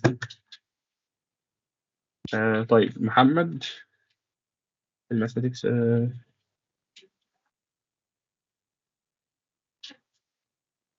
طيب بص يا محمد، حته التفاضل والتكامل هتحتاج انك تراجع على خدته في ثانوي. هو انت اوريدي هتبداه من الاول، بس لو انت ما كنتش كويس قوي فانت مش محتاج ترجع تمسك كتب ثانوي كلها كحفظ وكتابه، لان اوريدي الدكاتره بيبداوا يشرحوا من الاول، مش عشان حاجه، عشان في زمايلنا في اقسام علوم اللي هم كانوا جايين من خلفيه احياء وجيولوجيا ما خدوش اسئله التفاضل والتكامل، بيتيح لهم نفس المنهج. فانت اكيد يعني لو رجعته هيبقى بوينت ليك زياده، بس ان كيس ان انت ما كنتش شاطر فيهم فده مش معناه ان انت مش هتعرف تأدي في المادتين دول. انا زي ما قلت لك زمايلك اساسا في قسم في علمي علوم اللي هم ما خدوش رياضه ولا تفاضل ولا تكامل بياخدوا نفس المواد دي. فمش مؤشر خالص ان انت ما كنتش احسن حاجه فيها في ثانوي ان انت تواجه صعوبه فيها، بالعكس هتحس ان هي سهله، لان انت حتى لو بيتعاد نفس الكلام، حتى لو انت ما كنتش فاكره فانت اوريدي عندك باك جراوند عنده. طيب مفيش مشكله، تمام. يعني انت هتلاقي الدنيا جوه لذيذه ان شاء الله. وهل هلاقي ماده وماده جافا اللي هاخدها في سنه تانيه هتديك نبذه على مجال البرمجه ككل؟ بص، هي هتديك نبذه عن هي بتعامل واحد ان هو ما خدش اي بروجرامينج في حياته، ما اتعاملش مع اي لغه، فانت هتبتدي تتعلم الجافا، هتبتدي تتعلم ابلكيشنز بيها. يعني انت دي بتبقى اللي هو بيبي ستيبس او اول خطوه. بعد كده في الثانيه هتبتدي تدرس بقى اوبجكت اورينتد اللي هي او بي، والجوريزم داتا ستراكشر. وفي الثالثه هتبتدي تدرس سيستم ديزاين، سوفت وير انجينيرنج، لوجيكال ثينكينج، وكل دول. فما تقلقش، يعني هتلاقي ان شاء الله التراك اللي انت حابه. طيب كده الشات خلص، ممكن نشوف الناس اللي رفع عليها. طيب احمد خالد اتفضل. لو سمحت بعد إذن حضرتك، أنا عايز أعرف إزاي أدرس الأمن السيبراني أو السايبر سيكيورتي. طيب بص ازاي دي. ده سؤال كبير على مجال زي السايبر سكيورتي اللي انا اقوله لك دلوقتي. فانا زي ما قلت لك في ممكن تدور على ناس سينيورز اوريدي. في حد ممكن ارشحه لك اسمه باشمهندس ابراهيم حجازي. ده ممكن تكتب بس سواء يوتيوب او فيس، هيطلع لك بوست مثبت كده فيه كل الديتيلز اللي انت ممكن تحتاجها، اللي هو اكيد قايلها بشكل احسن منك. ماشي. طب هو أنا هحتاج اللابتوب في سنة أولى ولا أشتريه أول ما أتخصص؟ بص، فكره الاحتياج فهو كاحتياج اللي هو حياه او موت، لا. يعني انت ممكن تمشي حياتك من غيره عادي. بس فكره ان هو هيساعدك بعد كده، بلس ان اسعار اللابات يعني بترفع. يعني زمايلنا اللي اشتروا لاب باكس مثلا في اولى، جينا بعديه السنه الجايه اشترينا بواحد ونص اكس. فانت لو في امكانيه اكيد هيحتسن، بس ما فيش فانت لا، انت كاحتياج فانت مش محتاجه خالص في اولى. تقدر تمشي الدنيا من غيره عادي، بالذات في الترم الاول لان انت تقريبا مش هتتعامل مع الكودنج في الترم الاول كله. مم. طيب مثلا بالنسبة للكورسات، مثلا أنا خلاص خلصت الترم الأولاني والتاني، إيه الكورسات اللي أقدر أخدها في أجازة سنة أولى مثلا وأتعلم من مستواها؟ طيب بص، ده برضو سؤال جنرال شويه. لان زي ما قلت لك على حسب التراك اللي انت ناوي تكمل فيه. بس ممكن لو هناخد البيزكس فانت ممكن تتعلم اكتر عن بعد ما يعني تعرف السنتكس بتاع اللغه اللي هي عندنا الجافا.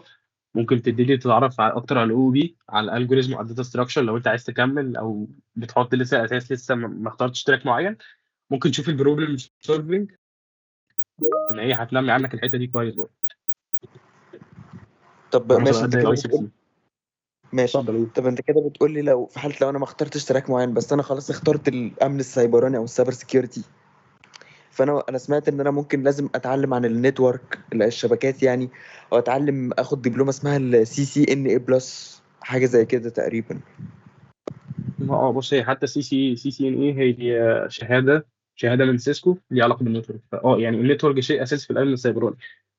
لو انت بتتكلم عن ان انت عايز تمشي في تراك السايبر سكيورتي، زي ما قلت لك انت هتلاقي باشمهندس ابراهيم حجازي قايل لك كل السلسله اللي تمشي عليها فروم اي تو زي. السايبر سكيورتي نفسه مجال كبير فيه جوه حاجات كتيره. فانت لو بتتكلم عن الحته دي بس اللي انت خلاص حددت تراك، فانت هتلاقي التراك كله الروت ماب بتاعته موجوده، تقدر تمشي فيه على طول. بس الفكره ان انت مم. تتاكد ان انت عايز التراك ده او أنا تجرب باقي متأكد التراكات. جدا والله. طيب خلاص، اذا كان كده هنستناك تبقى هاكر قد الدنيا. ماشي. ماشي.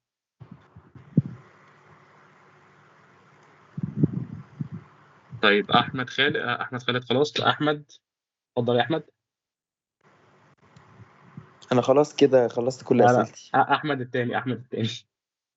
ايوه انا معلش.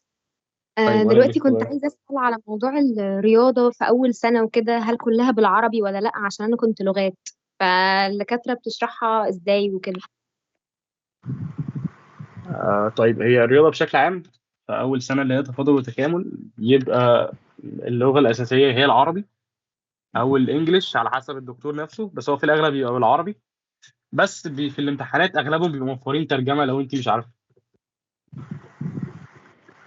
بس كده كده الكتب يعني بتبقى بالانجلش، فالدنيا تبقى تمام، بالظبط ما بالظبط، تقلقوش يعني يعني. كل حاجه انت بتذاكري منها في الكتب بالذات بتبقى من كتب ريفرنس مكتوبه بالانجليزي.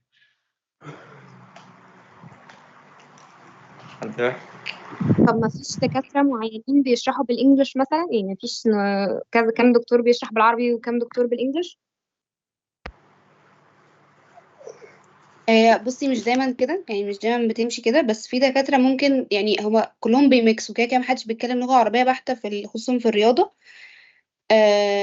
زي ما قلت لك كده كده هتلاقي الدنيا ماشية، يعني كده كده معظم الدكاترة بيحطوا انجلش، فأكيد هتفهمي الدنيا مش معقدة زي ما انت متخيلة. هتفهمي الدنيا عادي في أي محاضرة لأي دكتور عموما. تمام، شكرا جدا. عفوا.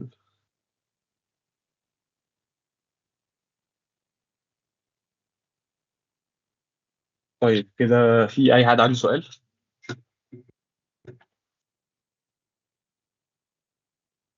نبص على الشات في حد بعد.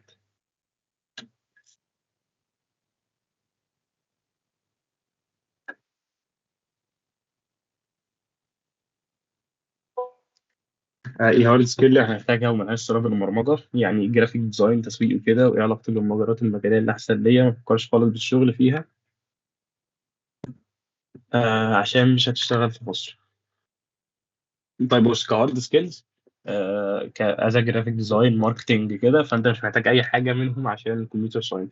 ممكن تنمي سوفت سكيلز، برزنتيشن سكيلز، الحاجات دي هتنفعك جدا في التعامل، بعيد عن ايا كان انت هتكمل في تراك ايه او انت هتشتغل ايه اساسا. انما هارد سكيلز فمش محتاج تتعلم ولا مونتاج ولا اي حاجه من دول عشان ريليتد بالبرمجه. آه، وايه المجالات البرمجيه اللي احسن لي؟ ما فكرش خالص بالشغل فيها زي تطوير الالعاب وكده عشان مش هتشتغل في مصر. بص هو ده برضه سؤال عام، لان انت لو ما لقيتش شغل في مصر فاحنا قدامنا فرص السفر كتيره، بس ممكن الحاجات الفرص شغلها مش احسن حاجه في مصر ممكن تبقى الجيم ديفلوبمنت، ممكن يبقى الامبيد سيستم دلوقتي. انما باقي التراكات فاغلبها فيها شغل كتير يعني، ما تقلقش. وايا كان انت حتى في المجالين دول هو ستيل في فرص كتير، بس انت بتتكلم كنسبه وتناسب. انما انت ايا كان انت سبيشال في اي حاجه فانت اكيد هتلاقي فيها فرصه شغل يعني. الشركات بتفتح بس هي مش لاقيه ناس تعينها. عايزك افكر في الشغل والكورسات في سنه اولى. بص هي فكره اللي انت تفكر في كورسات ممكن، انما في الشغل فانت طور نفسك الاول قبل ما تبدا تفكر في الشغل، بالذات في اولى لو انت ما عندكش باك جراوند عن البروجرامنج قبل كده. يعني انت عشان تشتغل لازم تبقى كويس، لازم تبقى بتعرف تعمل حاجه، وده لو انت ما عندكش باك جراوند عن البروجرامنج فهتبقى صعبه في اولى شويه. ممكن تلاقي نفسك بتحبط قوي، فانت ركز الاول على تراك خلصه. لما تحس ان انت بقيت قادر تطلع برودكت حقيقي او انت قادر تشتغل فيه، تشوف بروجكت تفهمها عادي وتحس ان انت قادر تعمل زي كده، ساعتها فكر في الشغل. بغض النظر بقى عن انت في اولى ثالثه ثانوي او في ثانيه اعدادي او ايا كان. الفيلم من ثانيه اعدادي دي عشان ده مثل صعب شويه، بس الموضوع مش متوقف، فكره الشغل مش متوقفه على السن، على حسب انت بتقدر تعمل ايه.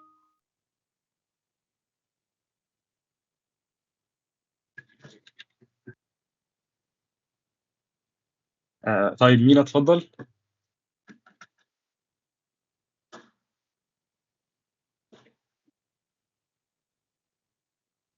طيب مين ينزل ايده؟ بالمناسبه مين اللي بيسال عن الجي بي اي؟ مين ده في رابعه؟ فمين في رابعه ولسه مش عارف يعني ايه جي بي اي، فهو بيحاول يهزر يعني. ماشي يا امير حبيبي. طيب في اي حد تاني عنده اي سؤال؟ طيب احمد خالد انت رافع ايدك، عايز تسال ولا من المره اللي فاتت؟ طيب يبقى غالبا من المره اللي فاتت.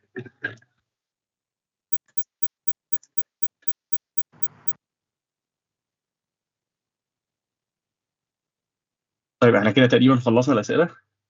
تاني آه كلكم ممكن يبقى اغلبكم دخل علوم وهو مش مقتنع بيها، بس هي بجد كليه كويسه سواء من ناحيه الدكاتره او من ناحيه العلم اللي انت هتحصل عليه من خلالها، او من الذكريات والاماكن اللي هتعيشها مع اصحابك اللي انت هتخش مش طايق نفسك هتلاقيهم هم بيهونوا الدنيا على بعض.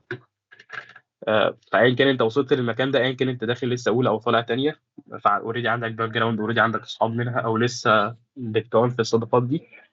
هي كويسه، كليه كويسه، كليه كويسه جدا، فيها مجالات كتير تقدر تشتغل بيها بره او جوه مصر، وربنا يوفقكم كلكم. في حد عنده اي سؤال تاني؟ طيب اعتقد ان انا كده خلصت. ميرفان، حابه اضيف اي حاجه في الاخر؟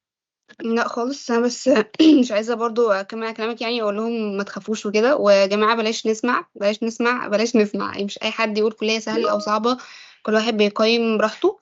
ف والكليه دي في ناس اتخرجت منها، فانت عادي تقدر تتخرج، عادي تقدر تتخصص حاسب، عادي تعمل اي حاجه اي حد عملها طالما اوريدي هي اتعملت. فبروح يا شباب، ان شاء الله تبقى سنه سهله يعني وسلسه. ما تتخضوش من الجي بي اي، عادي.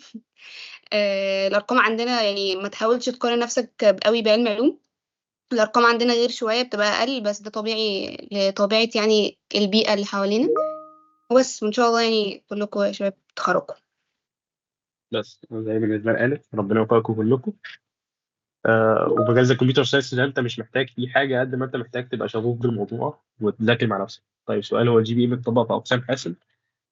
ما هو يعني ايه جي بي؟ بص، هو الجي بي اي عامه متطبق في الكليه كلها. الجي بي اي هو نظام انت بتعرف من خلاله درجتك كام كتوتال، بمعنى ان انت درجاتك في رابعه، التقدير في النهايه اللي انت هتتخرج بيه في رابعه يبقى مكتوب على الشهاده انت جايب مثلا جيد جدا او جيد. ده بيبقى مترتب تراكمي. الجي بي اي هو التقدير التراكمي اللي بتبقى درجاتك من اول ترم في الكليه لحد اخر ترم كلها بتتجمع وبتتقسم على بعض عشان تديك حاجه اسمها جي بي اي. وده في اغلب الكليات دلوقتي، وده حاجه كويسه. او ليه ادفانتج كتير، زي ان انت مثلا ما فيش حاجه اسمها تعيد سنه، ان انت لو لا قدر الله حصل لك دروب في ماده ما تعيدش سنه، لا انت ليك ساعات معتمده. طيب هل قسم حاسب بياخد اعداد معينه؟ اكيد، يعني اكيد اي قسم في الدنيا كلها بياخد اعداد معينه، بس صدقيني لو انت مشيتي سنه اولى تمام، اللي هو ما عملتيش الدنيا خالص، هتلاقي الموضوع سهل جدا بالنسبه لك. يعني زي ما الإخوان قالت، مفيش حاجه سهله، مفيش حاجه صعبه. الموضوع متوقف على تجربه الشخص اللي بيمر بالتجربه دي، هل هو كان مديلها وقتها او حجمها فبيقول عليها سهل، او العكس. ما تبصوش لاي حد قبل كده، وادوا لنفسكم فرصه ان انتوا تقرروا بناء على تجربتكم الخاصه. طيب متشكر جدا ليكم. يا رب نكون فدناكم النهارده. وبس اعتقد ان احنا كده خلصنا. سلمى، حابه تضيف اي حاجه؟ حقيقي شكرا ليكم جدا يا محمد وريفان، بجد شكرا لكم على وقتكم، واستفدنا منكم جدا جدا بجد، والفيديو كان تحفة فعلا، ما شاء الله عليكم، فيديو حلو قوي.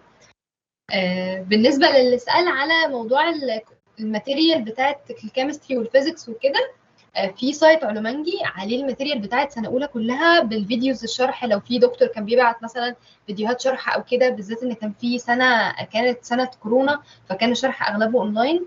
فكل الفيديوهات اللي كانت متسجلة وكده هتلاقوها في السايت عندنا، والماتيريال، ولو في ناس ملخصة قبل كده يعني المنهج هتلاقوا ملخصات موجودة على السايت. هنبعت لكم السايت على الجروب إن شاء الله. ولو حد عنده أي سؤال أصلا يبعت على الجروب وكده. وخلال الدراسة لو بنبقى فيه جروبات للمواد نبقى كلنا عليها، لو حد عنده سؤال، حد عنده مشكلة مش فاهم حاجة، كلنا بنساعد بعض، يعني الموضوع بيبقى لذيذ. والحتة بتاعت اللغات، بصي أنا كنت لغات وكنت علمي علوم، فممكن في الأول مثلا شهر كده حسيت الموضوع صعب، بس بعد كده بتتعودي على فكرة، بتتعودي على العربي، وهتبقي بعد كده انت بتشرحي للناس بالعربي أصلا، الموضوع مش صعب. بالذات ان انت لو قلتي لاي حد من الدكاتره او المعيدين اشرحي لي الحته دي انا كنت لغات مش فاهمه، هيشرحها لك عادي جدا. وزي ما هم قالوا المنهج اصلا بالانجلش والامتحانات بالانجلش، هو ممكن بس الشرح اللي بيبقى شويه بالعربي، فما تقلقيش خالص يعني. لو حد عنده اي سؤال اضافي ممكن تبعته على الجروب، وتابعوا الايفنتات بقى عشان تشوفوا باقي السيشنز يعني بتاعت باقي الاقسام وكده. وبجد شكرا لكم. عفوا يا سلمى، زي ما سلمى قالت الموضوع سهل جدا، ما تصعبوش. اخر سؤال بس. عمر باعت ايه الانشطه الطلابيه اللي هتفيد في الكليه عموما اللي حاطط تارجت علوم حاسب؟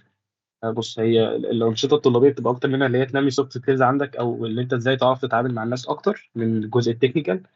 بس انت عندك علومانجي في جوه الجامعه نفسها، عندك علومانجي وعندك تيك تالنت وعندك الكوميونتي بتاع السي بي سي، حتى لو هو رغم ان هو تريننج اكتر، حاجه تكنيكال اكتر يعني. وعندك بره الجامعه عندك اي حاجه زي اي تريبل اي وجي اس سي، كل دول انشطه طلابيه هتساعدك ان انت في الجزء السكيلز بس. بس كده أنا خلصت. أتمنى كلكم تبقوا بخير. شكرا لك يا محمد. عفوا.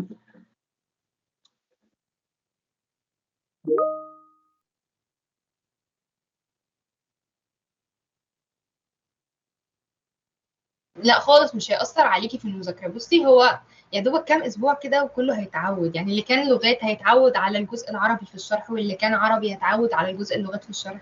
طول ما انتوا بتساعدوا بعض والدفعات الأكبر منكم هتساعدكم والدكاترة هتساعدكم، مش هتلاقي أي مشكلة إن شاء الله.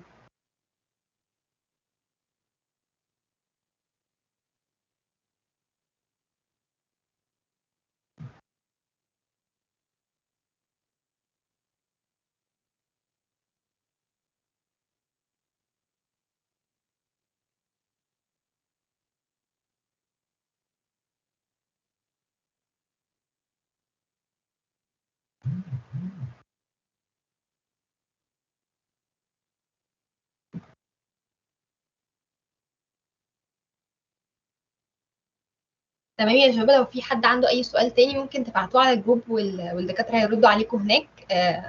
السيشن كده تمام خلصت.